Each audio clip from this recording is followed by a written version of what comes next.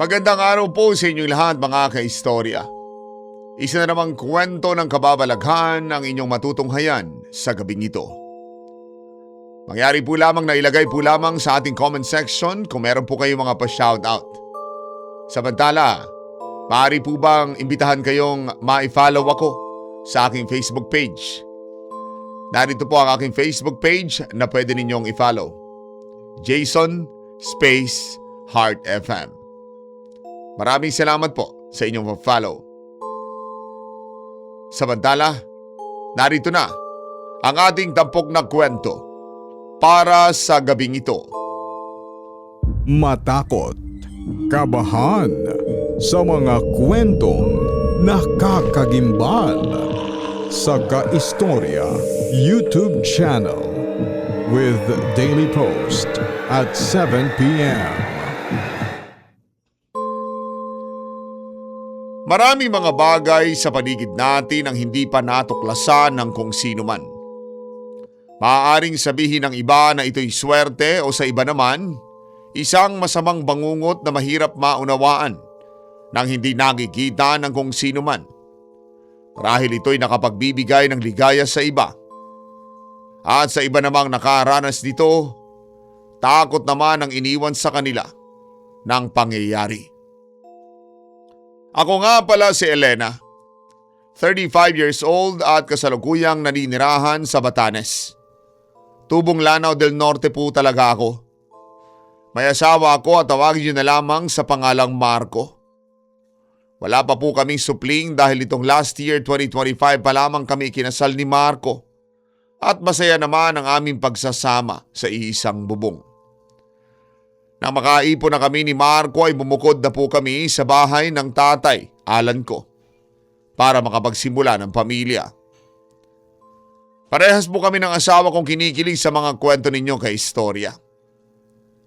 Lalo na po sa mga horror stories, matindi po talaga ang kilabot na hatid nito sa amin. Bagong salta pa lamang kami ng tatay Alan ko sa lugar ng Antique noon. Halos naninibago pa ako noon at may pagka-culture shock dahil sa pamumuhay ng mga tao. Kaya naman habang naglilibot kami ng tatay ko sa bayan at nagtatanong-tanong na rin kami kung saan ba nakalocate ang lugar ng Mariit, biglang nanlaki ang mga mata ng tao na nakausap ng tatay ko. At agad na sinabi sa kanya na ang lugar daw ng Mariit ay tinaguriang Sitio Aswang. Dahil na rin sa mga lumang kwento ng mga matatanda roon.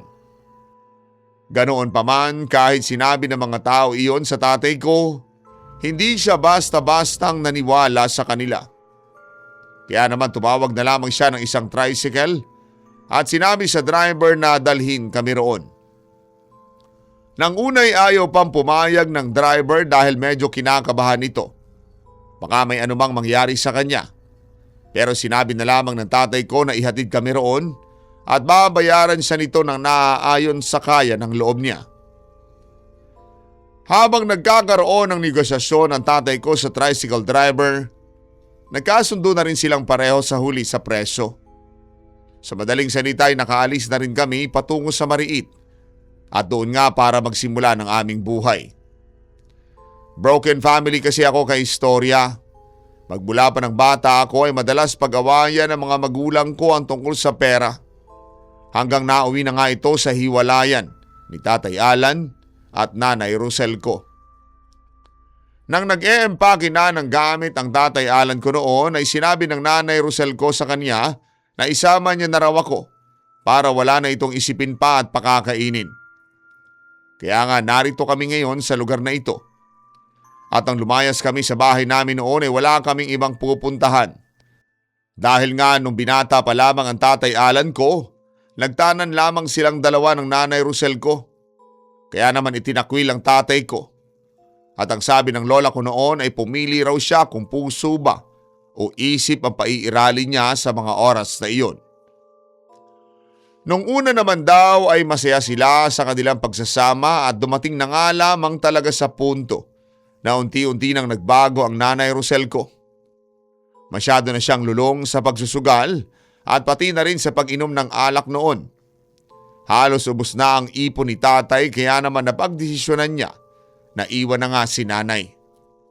At kung hindi niya ito ginawa, baka napagaya na rin siya sa mga ginagawa ng nanay ko. At kalaunan ay ganoon din ang sasapitin ko. Buti na lamang at pumasok raw ako ng mga oras na iyon sa isipan ng tatay. At hindi na itinuloy pa ang makakasira palalo sa buhay namin na mag-ama. Nang malapit na kami sa lugar ng Mariit ay gumaan-gaan na ang nararamdaman ko dahil panibagong simula at bagong buhay nga ang mararanasan ko roon. Pagkabayad ng tatay ko sa driver ng tricycle, tinanong niya ito kung saan magandang manirahan. Kaso nga lamang dahil sa takot ng tricycle driver, agad itong umalis. Dahilan para maglakad-lakad kami ni tatay at magtanong-tanong para sa titirhan namin. Ang sabi niya sa akin na baka raw sa maliit na apartment muna kami tumira. Maghahanap din daw siya ng trabaho para makaipon at makapagpatayo kami ng aming sariling bahay. Kaunti lamang din kasi ang pera ni tatay na mga oras na iyon, kaya sinabi ko sa kanya na tutulungan ko siyang makahanap ng trabaho para mapabilis ang pag-iipon niya. Pero humindi si Tatay Alan ko sa kadahilan ng kailangan ko raw mag-aral para naman daw hindi ako matulad sa kanya. Pero hindi ako basta-bastang nagpapigil at sinabi ko sa kanya na tipirin muna namin ang kanyang kinikita at saka na niya ako pag-aralin kung stable na ang magiging buhay namin doon sa aming hinaharap. Sinabi ko rin sa kanya na kapag nagkataon na mawalan siya ng trabaho ay paano kaming kikilos at maaari magutom kami oras ngang mawalan siya ng kita. Kaya naman hindi na nakapagsalita ang tatay ko at umuon na lamang sa mga sinabi ko at napapayag ko na rin siya kahit bahagya. Naghanap-hanap na kami ng tatay ko ng tutuluyan dahil pagod at puyat kami pareho sa biyahe. Malayo din kasi ang naging biyahe namin at halos 1 oras ang binilang. Kaya naman na may tumanggap sa amin na isang bahay, kinuha na rin kaagad ni tatay dahil mura lamang iyon. Kinabukasan pagkatapos naming magpahinga ng tatay Alan ko, napansin kong wala na siya sa bahay. Kaya naman nagtanong ako sa landlady na tinitirhan namin. Pinapasabi raw ng tatay ko na oras daw na magising ako. Sabihin sa akin na umalis muna siya para maghanap ng mapagtatrabahuhan. Hindi naman ako nagdalawang isip at agad na nagsabi sa landlady namin na lalabas muna ako para maghanap na rin ng pagkakakitaan na malapit lamang sa bago nga naming tirahan. Habang naghahanap ako na maaari pagtrabahuhan, nakaramdam na lamang ako ng pagkagutom. Hindi na rin kasi ako nakakain ng hapong iyon at gusto ko na lamang magpahinga at nakakatulog nga rin ako ng mahabang oras. Yun nga ay tanghali na rin ako nagising noon kaya siguro umaangal na sa sobrang pagkagutom ang aking sikmura. Habang naglalakad ako ay buti na lamang sa wakas ay nakahanap ako ng karinderya na maaari kong makainan at pagtanungan kung mayroon ba akong maaaring pagtrabahuhan. Dali-dali akong pumunta doon at umorder ng pinaka-best seller nilang pagkain. Habang kumakain ako, naglakas loob na akong nagtanong sa tindera na nakabantay doon sa karinderya. Ang sabi ko, Ate, excuse me ho, pwede ho bang magtanong? Ano kasi, gusto ko sanang magbaka sakali na makapagtrabaho dito. Yun ay kung papayag kayo. Alam ko po na medyo bata pa po ako pero alam kong kailangan namin ng tatay ko eh. Tsaka kailangan din ng tatay ng tulong. Kaya gusto ko sana makapagtrabaho. Pwede po ba? Kahit pagkain o konting pera lang po para lang hindi kami magutom ng tatay ko. Sige na ate please. Sa ginawa kong pangungulit at pamimilit sa kanya ay nakakuha ko rin ang loob ng tindera. Buti na nga lamang daw at pumunta ako doon dahil kailangan daw niya ng tagahugas ng pinggan at tagalinis ng mga kalat sa paligid.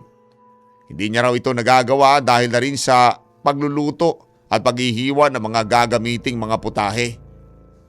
Kaya naman laking pasasalamat daw niya na mababawasan ang mga gawain niya sa lugar na iyon. Habang iniintay ko ang tatay ko na dumaan sa karinderya, Itinuro sa akin ni Ate Carlota ang mga dapat linisin noong una. Pero halos nagrereklamo ang isipan ko dahil para bang napakarami na mga gagawin ko. Pero dahil naisip ko rin ang Tatay Alan ko, ginawa ko na lamang iyon at hindi na nagreklamo pa. Habang naglilinis ako mga bandang 6:00 ng gabi, ibinigay na sa akin ni Ate Carlota ang ulam para sa amin ng Tatay Alan ko at agad na nagpasalamat ako sa kanya. May makakain na kami. Habang papauwi ako sa amin ay nagtataka ako kung nasaan nga ba ang tatay ng mga oras na iyon at bakit hindi pa ito umuwi. Masyado na ako nag-aalala. Hindi maalis sa isipan ko na baka may nangyaring hindi maganda sa Tatay Alan ko.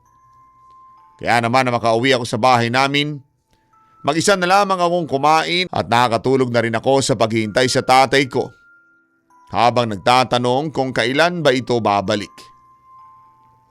Kinabukasan ay bigla na lamang ako nagising sa mga taong nagkukumpulan sa labas at pinag-uusapan ng isang tao na malapit sa amin. Kaya naman bigla ako lumabas sa pinto para tingnan kung ano nga ba ang pinag-uusapan ng mga tao roon. Laking gulat ko na lamang na makita ang isang lalaki na kahandusay at pinipikturan ng mga pulis. Agad akong kinabahan at natakot na baka ang Tatay Alan ko ito. Hindi ko naman mapigilan na tumulo ang sipon at luha ko ng mga oras na iyon at ako'y nagdarasal na sana'y hindi ang tatay ko ang aking makita. Habang tumitingin ako sa tao na nakahiga sa kalsada, may taong tumawag sa pangalan ko at ang makita ko siya, ang tatay ko pala ang tumawag na iyon. Agad akong kumaripas ng takbo para yakapin siya ng mahigpit at nawala ang takot na nararamdaman ko. Humingi ng pasensya sa akin ng tatay ko dahil pinag-alala niya ako ng mga oras na iyon.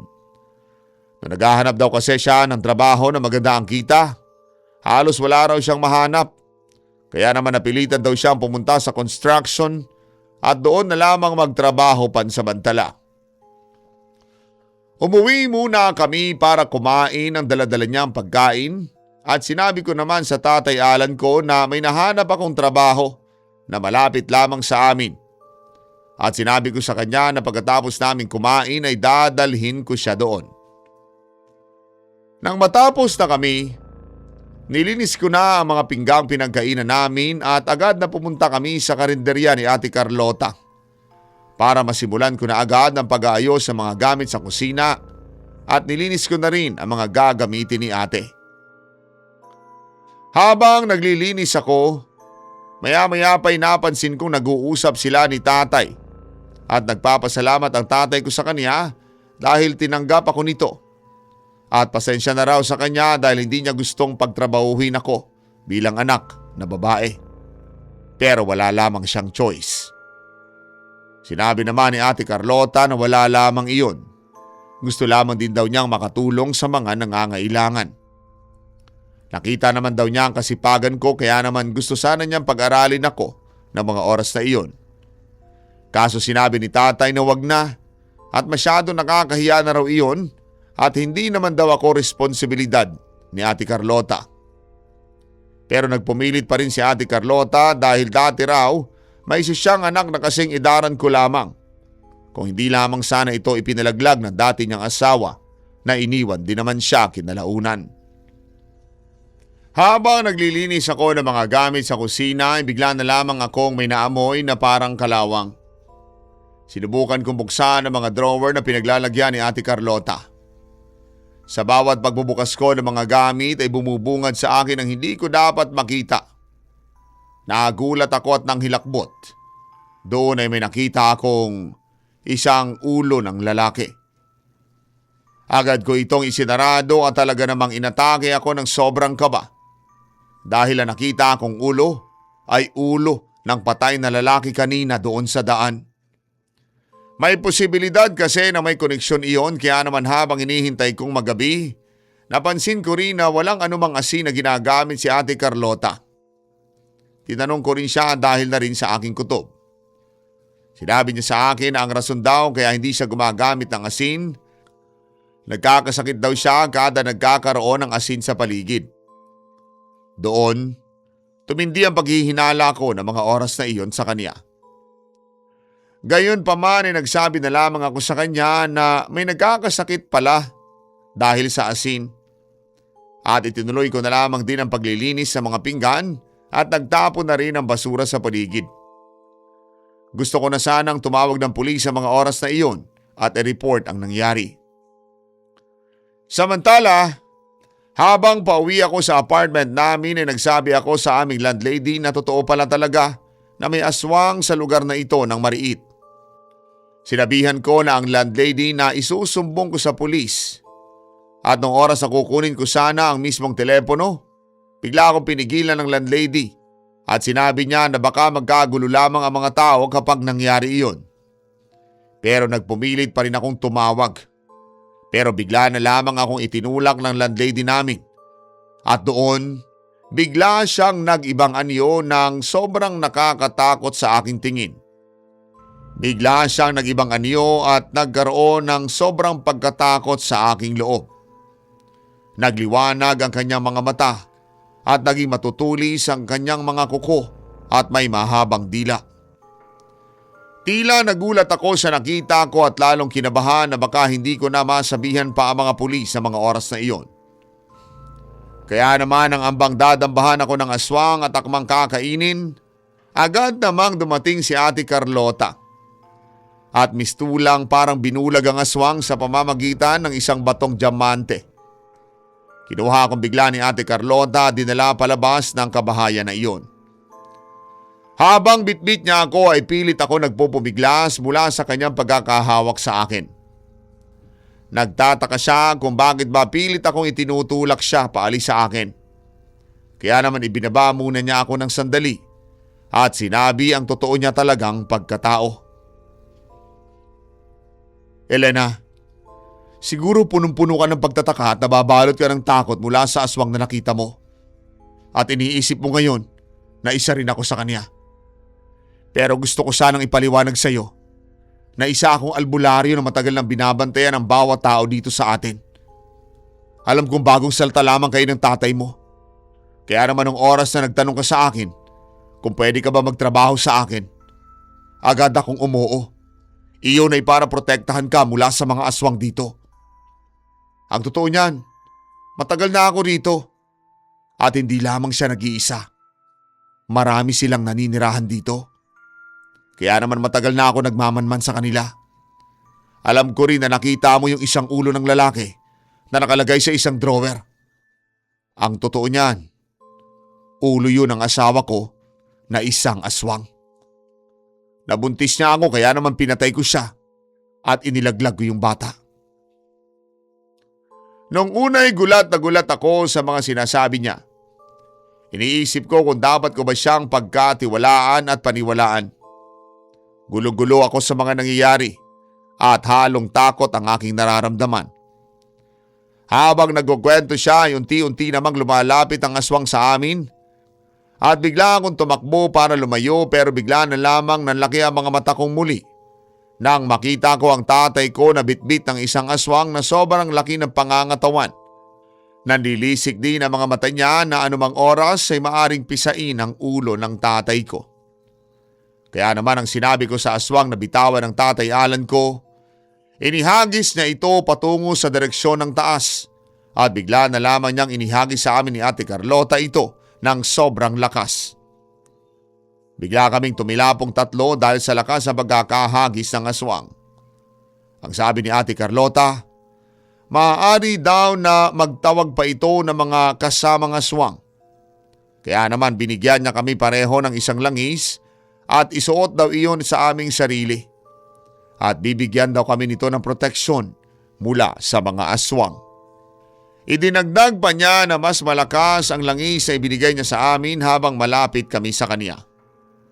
At habang dumarating pa nga ang mga aswang ay hindi din kami basta-bastang mapapahamak hanggat suot-suot namin ito. At habang papalapit ang pagdating ng mga ito sa paligid, sinubukang sugatan ni Ate Carlota ang aswang habang may pagkakataon nito.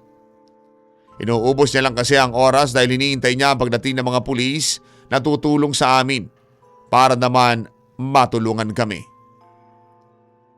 Sobrang dami pala talaga ng mga aswang dito. At medyo nahihirapan si Ate Carlota na pigilan ang mga ito, kaya't nakiusap ako sa Tatay Alan na gusto kong tulungan si Ate Carlota.